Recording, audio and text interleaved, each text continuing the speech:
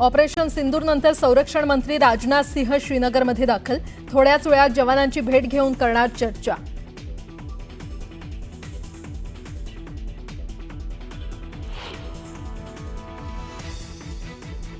काश्मीरच्या पुलवामा इथे सुरक्षा दलांना मोठं यश। त्राल इथे एका दहशतवाद्याचा खात्मा।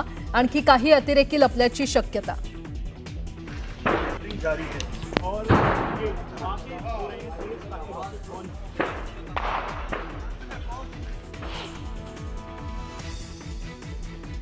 बलुचिस्तानमधील बंडखोरांचे पाक सैनिकांवर हल्ले।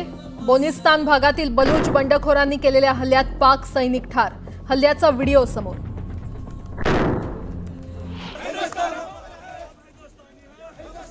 श्रीनगरमधील लाल चौक परिसरात तिरंगा रॅलीचं आयोजन। ऑपरेशन सिंदूरच्या यशानंतर स्थानिकांकडून जवानांच्या कामगिरीचं कौतुक।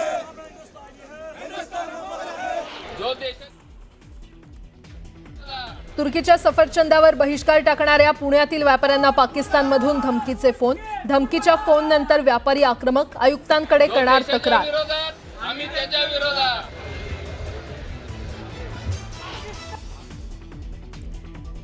तीन राज्यांच्या सीमेवर माओवाद्यांविरोधातलं सर्वात मोठं ऑपरेशन। 1,72,00,000चं बक्षीस असलेल्या 31 माओवाद्यांचा खात्मा, तर दंडकारण्यातील माओवाद्यांकडून शस्त्र टाकण्याची तयारी।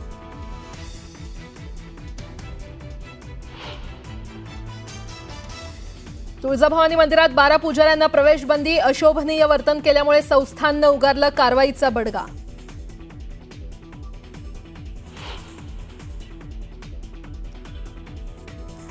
यूपीतल्या लखनौ इथे एका खासगी बसला भीषण आग। आगीमध्ये 6 प्रवाशांचा मृत्यू। बिहार इथून दिल्लीला जात होती बस।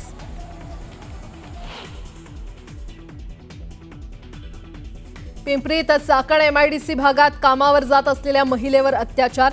नराधम प्रकाश भांगरेला पोलिसांकडून अटक। धक्कादायक घटनेमुळे परिसरात खळबळ।